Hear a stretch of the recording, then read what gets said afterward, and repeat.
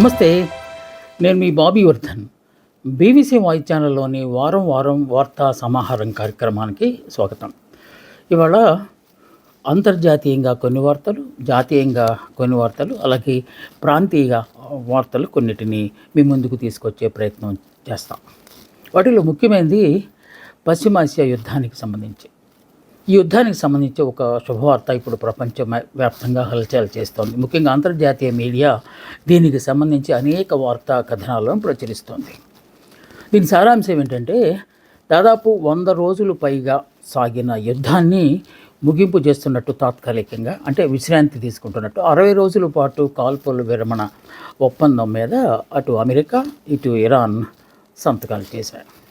So మధ్యవర్తిగా వ్యవహరించిన పాకిస్తాన్ అధ్యక్షుడు కూడా ఈ ఎంఓయూ మీద, అంటే అవగాహన ఒప్పందం మీద సంతకాలు చేశారని చెప్పాలి. G7 సమ్మిట్లో పార్టిసిపేట్ చేయడానికి ఫ్రాన్స్ వెళ్ళిన ఈ నేతలు అక్కడే ఎంఓయూ మీద సంతకాలు చేశారు. వాస్తవానికి ఒక రోజు ముందుగానే సంతకాలు చేశారని చెప్పాలంటే, దాన్ని బట్టి మనకు అర్థమవుతుంది యుద్ధాన్ని ఎంత తొందరగా విరమింపజేస్తే ఆ ప్రపంచానికి అంత శాంతి సమకూరుతుందని ఇరు పార్టీల, అంటే ఇరు దేశాల నాయకులు భావించినట్లుగా మనం భావించాలి. ఒప్పందం అమల్లోకి వెంటనే వచ్చేస్తుందని చెప్పి అటు అమెరికా అధ్యక్షుడు డొనాల్డ్ ట్రంప్ ప్రకటించారు. దానికి అనుగుణంగానే హర్మోజ్ జలసంధి నౌకలతో కళకళలాడిపోయింది.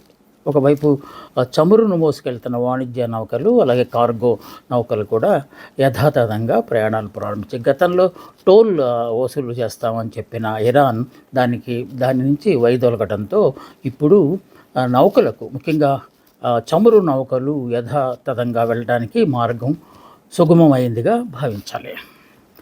సో దాదాపు 110 రోజులు యుద్ధం జరిగితే ఆ యుద్ధంలో ఎవరెవరు ఏమేమి నష్టపోయారు అనే వాటిని కూడా ఒక అంచనాకు వస్తారు. ఈ 60 రోజులు ప్రకటించిన ఈ కాల్పుల విరమణ నేపథ్యంలో తర్వాత సమావేశాలు బహుశా స్విట్జర్లాండ్లో జరిగే అవకాశం ఉన్నది. సో శాంతికి సంబంధించి, అంటే శాశ్వత యుద్ధ విరమణకు సంబంధించి అక్కడ ఒప్పందాలు కుదిరే అవకాశం ఉంది. సో 60 రోజులు కాలం ఉంది కనుక ఈలోపు ఏమైనా జరగవచ్చు. ప్రపంచ శాంతికి నిజంగానే మార్గం సుగమం కావచ్చు. ఈ ఒప్పందం పట్ల 60 రోజుల పాటు ప్రకటించిన కాల్పుల ఒప్పందం మీద అటు అమెరికన్ అధ్యక్షుడు డొనాల్డ్ ట్రంప్, ఇలాగే మా ఇరాన్ అధ్యక్షుడు కూడా సంతకాలు చేయడంతో ప్రపంచ దేశాలు ఊపిరి పీల్చుకున్నాయి. ముఖ్యంగా యుఏఈ, గల్ఫ్ దేశాలు అమ్మయ్య అనుకున్నట్టుగా అయినాయి. సో దీనికి పాకిస్తాన్ మధ్యవర్తిత్వం వహించటం అనేది ఒకానొక ప్రత్యేకతగా చెప్పుకుంటున్నప్పటికీ వాళ్ళు చేసింది ఏమీ లేదు. వాస్తవానికి అమెరికా అధ్యక్షుడు, ఇరాన్ అధ్యక్షుడు అనుకున్నారు కనుకని ఈ ఒప్పందము అమలు అవుతుంది అని చెప్పి కొంతమంది కూడా చెప్తున్నారు. ముఖ్యంగా ఈ కాల్పుల విరమణ ఒప్పందం జరిగిన సంఘటనను అటు చైనా, రష్యా కూడా స్వాగతించాయి. ఈ 2 దేశాలు సంయుక్తంగా ప్రకటన చేశాయి. ఇరాన్తో తమ బాంధవ్యాలు మరింత పెరిగే అవకాశం ఉందని కూడా వారు ఈ సందర్భంగా ప్రకటించారు. అయితే మరో ప్రక్క ఇజ్రాయెల్ మాత్రం ఈ ఒప్పందం పట్ల కాస్తంత కెనుకు వహించినట్టుగా అనిపిస్తోంది. ఈ ఒప్పందం తమకు అంగీకారం కాబోదని, ఎవరు ఏ ఒప్పందాల మీద సంతకాలు చేసినా లెబనాన్తో తమ యుద్ధం ఆగదని నెతన్యాహు తెగేసి చెప్పారు. దీనికి అమెరికా అధ్యక్షుడు డొనాల్డ్ ట్రంప్ చాలా తీవ్రంగా స్పందించారు. ఆ దేశాన్ని ఉద్దేశించి, ఆ దేశ అధ్యక్షుడిని ఉద్దేశించి, మీకు అన్ని దేశాలు శత్రువులైపోయి ఒకే ఒక మిత్రుడు ఉన్నాడు, వాడు అమెరికా. ఆ అమెరికాను కూడా మీరు చేజార్చుకోవద్దు, చాలా తీవ్రంగా నష్టపోతారని చెప్పి ఆయన పరోక్షంగా హెచ్చరికలు జారీ చేశాడు. మరోప్రక్క ఇజ్రాయెల్లో అక్కడ అంతర్గతంగా కూడా చాలా చాలా గొడవలు జరుగుతున్నట్టుగా తెలుస్తుంది.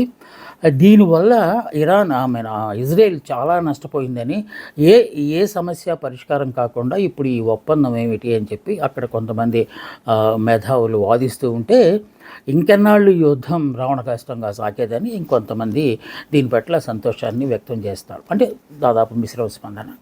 భారతదేశం కూడా ఈ ఒప్పందం పట్ల అత్యంత ఆనందాన్ని వ్యక్తం చేసి స్వాగతిస్తూ ఒక విషయాన్ని మాత్రం చెప్పింది.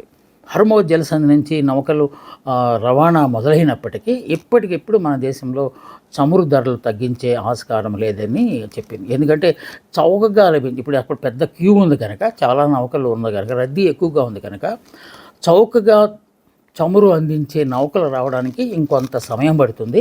అప్పటిదాకా మనము ఈ చమురు ధరలు తగ్గించే ఆస్కారం లేదని కేంద్ర ప్రభుత్వం ఒక ప్రకటనలో తెలియజేసింది.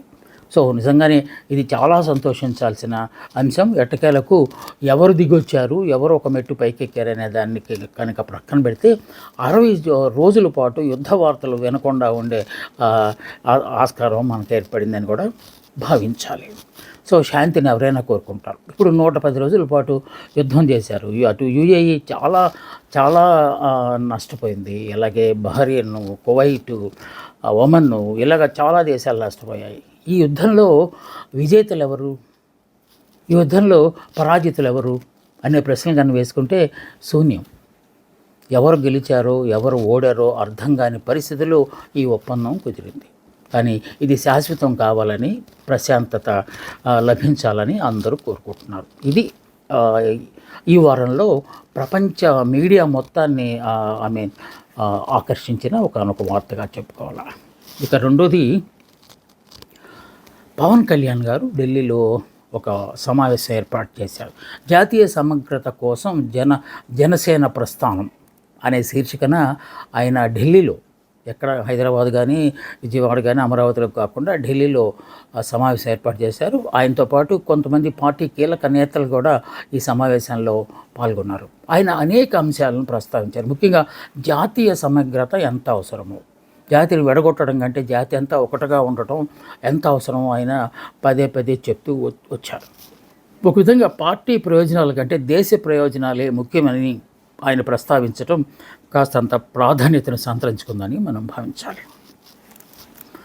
ఆయన అమరావతిలోనో లేకపోతే హైదరాబాద్లోనో కాకుండా ఢిల్లీలో ఎందుకు ఈ సమావేశం ఏర్పాటు చేయాల్సి వచ్చిందో ఆయన చెప్పారు. జాతీయ సమగ్రత తాలూకు గాఢతను తెలియజేయడం కోసమే ఢిల్లీలో ఈ సమావేశం ఏర్పాటు చేశానని ఆయన చెప్పారు. ఈ సందర్భంగా ఆయన ప్రాంతీయ తత్వాలను రెచ్చగొట్టి మతాల మధ్య చిచ్చులు పెట్టే వాళ్ళను మీద విరుచుకుపడ్డారు.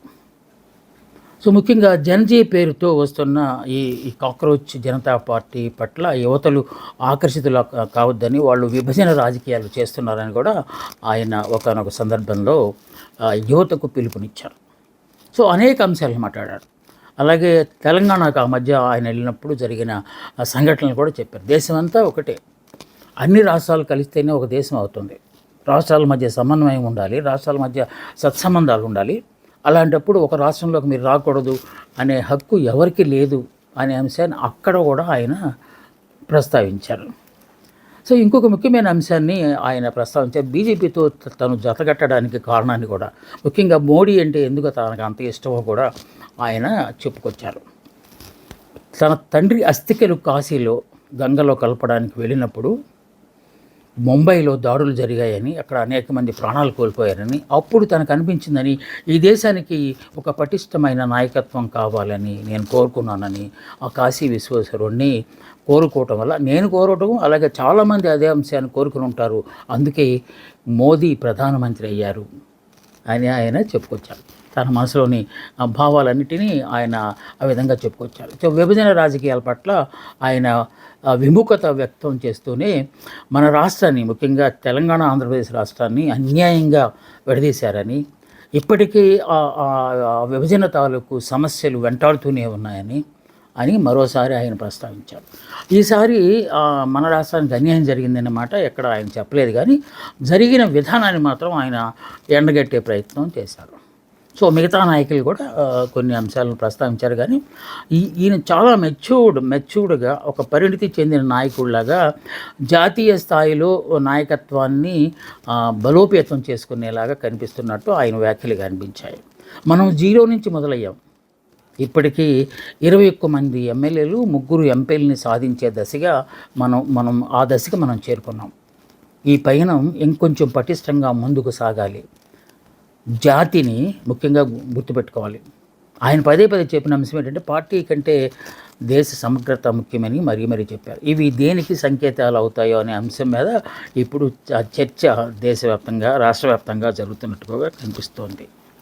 సో ఇది పవన్ కళ్యాణ్ గారికి సంబంధించి ఆయన జాతీయ సమగ్రత కోసం జనసేన ప్రస్థానం అని చెప్పి ఒక రిథమిక్గా ఒక టైటిల్ పెట్టుకొని ఢిల్లీలో సమావేశం ఏర్పాటు. పనిలో పనిగా ఆయన చాలామంది కేంద్ర మంత్రులను కలిశారు. రాష్ట్రానికి సంబంధించి అటవీ శాఖకు, పంచాయతీరాజ్ శాఖకు, రకరకాల ఆయన నిర్వహిస్తున్న అనేక శాఖలకు సంబంధించిన కేంద్ర మంత్రులను కలిసి ఆయన సహాయం కోరారు. సో ఇది పవన్ కళ్యాణ్ ఢిల్లీ పర్యటనలో చేసిన అంశాలకు సంబంధించి. ఇక ఆంధ్రప్రదేశ్ ముఖ్యమంత్రి నారా చంద్రబాబు నాయుడు గారు సింగపూర్ వెళ్ళారు.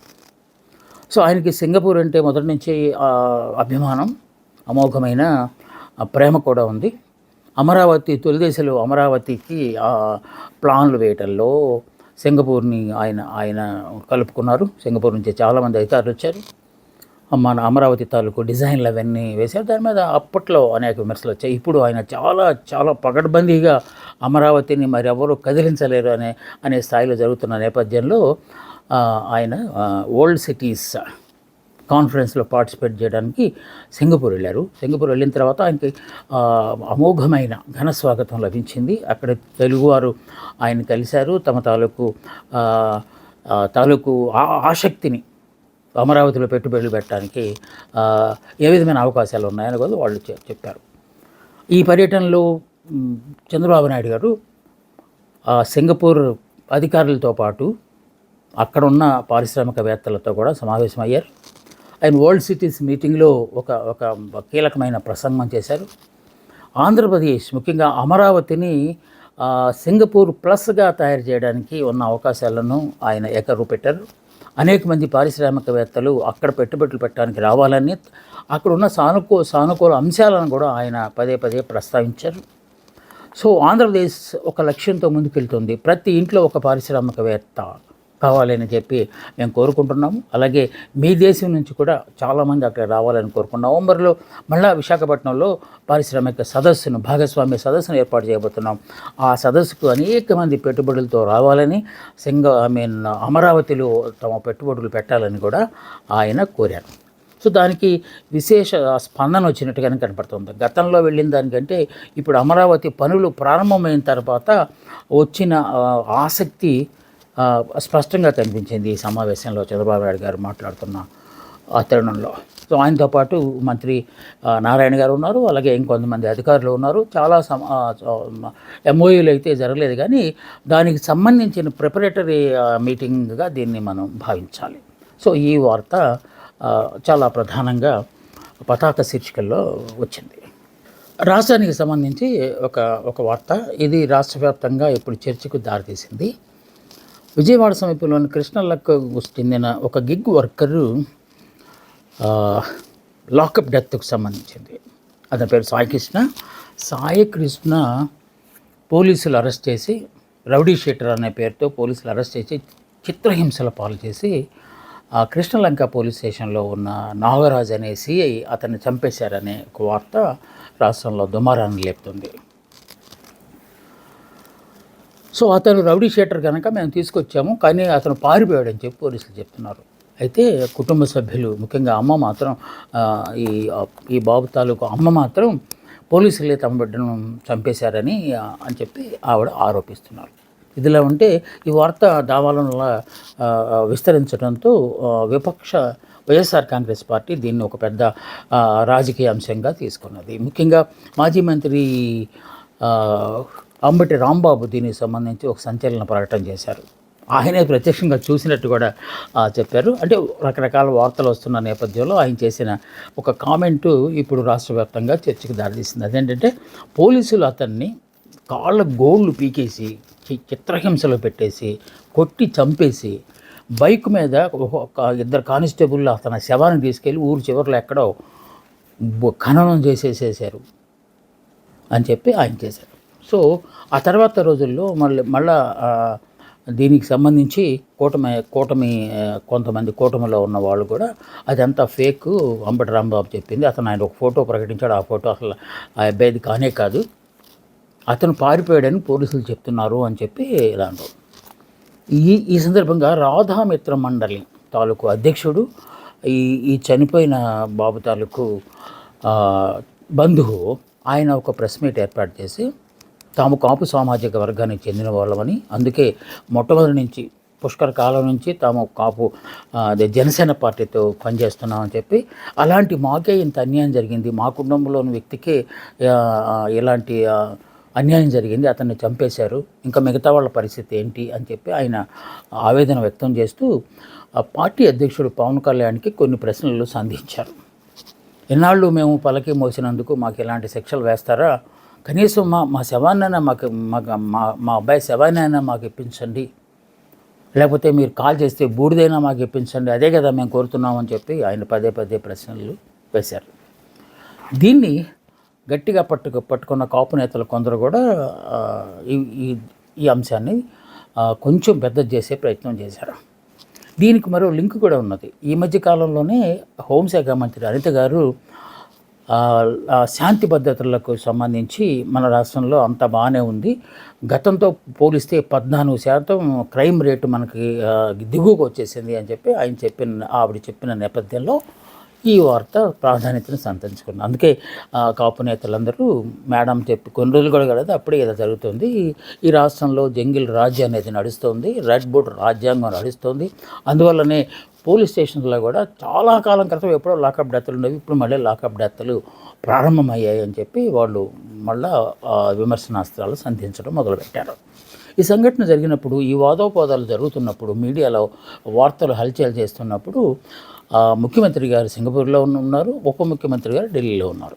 సో వాళ్ళిద్దరూ పర్యటన ముగించుకుని వచ్చిన తర్వాత జరిగిన భేటీలో కొన్ని కీలక అంశాలను చర్చించారు. ముఖ్యంగా పవన్ కళ్యాణ్ ఈ అబ్బాయి సంగతి, ముఖ్యంగా పోలీసు నాగరాజు సంగతి సీఎంతో మాట్లాడినట్టు కూడా తెలుస్తోంది. సో సీఎం గారు వెంటనే డీజీపీని పిలిపించి నాగరాజును వెంటనే సస్పెండ్ చేయండి, లోతైన దర్యాప్తు చేసే నివేదిక సమర్పించండి అని చెప్పేదాకా ఈ కేసు సాగినట్టుగా కనిపిస్తోంది. సో రోజు రోజుకి ప్రెస్ మీట్లు, అసలు రాజుకి ఏమైంది అని రకరకాల వ్యాఖ్యానాలు వస్తున్న నేపథ్యంలో మాజీ ముఖ్యమంత్రి జగన్మోహన్ రెడ్డి ఆ కుటుంబం దగ్గరికి వెళ్ళారు. చనిపోయిన యువకుని సాయికృష్ణ తాలూకు మదర్ని కలిశారు. మదర్ని కలిసి అమ్మ మీకు తప్పనిసరిగా మేము న్యాయం చేస్తాం, మా పార్టీ మీ వెంట ఉంటుంది అని చెప్పి ఆయన మాట్లాడుతూ రాజ్యంలో మన రాష్ట్రంలో జంగిల్ రాజ్యం నడుస్తుందని ఆయన ఎప్పట్లాగే తనదైన ధోరణిలో రాష్ట్ర ప్రభుత్వాన్ని విమర్శించే పనిచేశారు. ఇది జరిగిన తర్వాత కొంత సర్దుబాటు చేసే పనిలో ముఖ్యమంత్రి గారు కూడా వాళ్ళ ఇంటికి వెళ్ళినట్టుగా సాయికృష్ణ మదర్ని కలిసి ఆవిడకి భరోసా ఇచ్చమ్మా, మీరేం బాధపడద్దు, మేము ఖచ్చితంగా మీకు న్యాయం చేస్తాము, దోషులు ఎలాంటి వారినైనా సరే శిక్షిస్తామని చెప్పి ఆయన కూడా హామీ ఇచ్చిన వార్త కూడా వెలుగులోకి వచ్చింది. ఇదిలా ఉంటే మరో కేసు కూడా సేమ్ మళ్ళీ ఇక్కడ కూడా నాగరాజే కేంద్ర బిందువుగా మరో వార్త వచ్చింది. క్రాంతి కుమార్ అనే ఒక దళిత యువకుడు వీడియో సందేశాన్ని దాన్ని పంపించి దాన్ని చాలామంది మరణ వాంగ్మూలం అంటున్నారు. అతను విషం తాగాడు, తన చావుకు కారణము కృష్ణలంక సిఐ నాగరాజన్ అని చెప్పి ఆయన స్పష్టం చేశాడు. సో దీంతో నాగరాజు అనే వ్యక్తి కిరాతకమైనగా చేస్తున్నాడు కనుక వెంటనే ఇప్పుడు అతని మీద హత్యా నేరాన్ని పోలీసులు బుక్ చేశారు. బహుశా ఆంధ్రప్రదేశ్ రాష్ట్ర చరిత్రలో పోలీసు మీద హత్యా నేరాన్ని కేసు కట్టడం అనేది ఒక రేర్ అంశంగా ఇప్పుడు రాష్ట్రంలో చర్చ జరుగుతుంది. సో ఈ వార్త కూడా కాస్తంత ప్రాధాన్యత సంతరించుకున్న అంశంగానే మనం భావించాలి. లోకేష్ బాబు, ఐటీ శాఖ మంత్రి లోకేష్ కూడా ఈ కార్యనిర్వాహక అధ్యక్షుడు పార్టీకి ఆ పగ్గాలు చేపట్టిన దగ్గర నుంచి తన వేగాన్ని పెంచినట్టుగా కనిపిస్తుంది. సో ఇక్కడ మనకి ఆయన పెట్టుబడుల వేట ఎక్కడ సదస్సులు జరిగినా అక్కడికి దూసుకుంటూ వెళ్ళిపోతున్నారు, పారిశ్రామికవేత్తలనే కలిసేస్తున్నారు. పెట్టుబడులు పెట్టండి ఆంధ్రప్రదేశ్లో దేశం మొత్తం మీద పెట్టుబడులు వస్తున్న దాంట్లో 25% ఆంధ్రప్రదేశ్కే వస్తున్నాయని ఎన్నాళ్ళు చెప్తూ వచ్చారు ఆయన. ఇప్పుడు కలకటాలో జరిగిన ఛాంబర్ మీటింగ్ వెళ్ళి ఆ ఛాంబర్ మీటింగ్లో దాదాపు ఒకే రోజు ఆయన 17 మంది పారిశ్రామికవేత్తలతో, అంటే పారిశ్రామిక దిగ్గజాలను కలిశారు. ఆ కలిసిన సందర్భంగా ఆయన అనేక ప్రపోజల్స్ తీసుకొచ్చారు. గతంలో దేశంలోకి వస్తున్న పెట్టుబడులు మొత్తంలో 25% ఆంధ్రప్రదేశ్కే వస్తున్నాయని చెప్పిన ఆయన ఇప్పుడు 50% రావాలని మేము కోరుకుంటున్నాము అని చెప్పి అక్కడ ఉన్న వాళ్ళందరినీ ఆశ్చర్యపరిచారు. అంటే అతని వేగం ఎంతగా ఉందో, అంటే తండ్రి కంటే అతనే బాగా చేస్తున్నాడు అనిపించుకోవాలనే ఒక ఒక ఉద్దేశం కావచ్చు, లక్ష్యం కావచ్చు. వాస్తవానికి ఆంధ్రప్రదేశ్ బ్రాండ్ మరింత పెరగడానికి ఆయన ఆయన అనేక విధాలుగా కృషి చేస్తున్నాడని అని కూడా చాలామంది చెప్తూ ఉన్నారు. సో ఒకే రోజు 17 మందిని కలవడం అనేది అంత సామాన్యమైన విషయం కాదు. అంటే అతను ఎంత వేగంగా వెళ్తున్నాడో అనేదాన్ని ఆయన పనిలో పనిగా కలకటా వెళ్ళినప్పుడు వెస్ట్ బెంగాల్ ముఖ్యమంత్రి అని కలిశారు. ఎందుకంటే ఆయన కూటమి ఎన్డీఏలో భాగస్వామి కనుక అతను కలిసి అభినందనలు తెలియజేశారు. ఆ తర్వాత ఆయన కూడా ఆంధ్రప్రదేశ్లో అమరావతి అభివృద్ధికి చేస్తున్న సంగతుల గురించి లోకేష్ని అడిగి తెలుసుకున్నారని కూడా వార్తలు వచ్చాయి. దాన్ని బట్టి మనకు అర్థమవుతుంది ముఖ్యమంత్రి స్థాయిలో ఉన్న వాళ్ళకు కూడా లోకేష్ సలహాలు సూచనలు చేయగలుగుతున్నారు.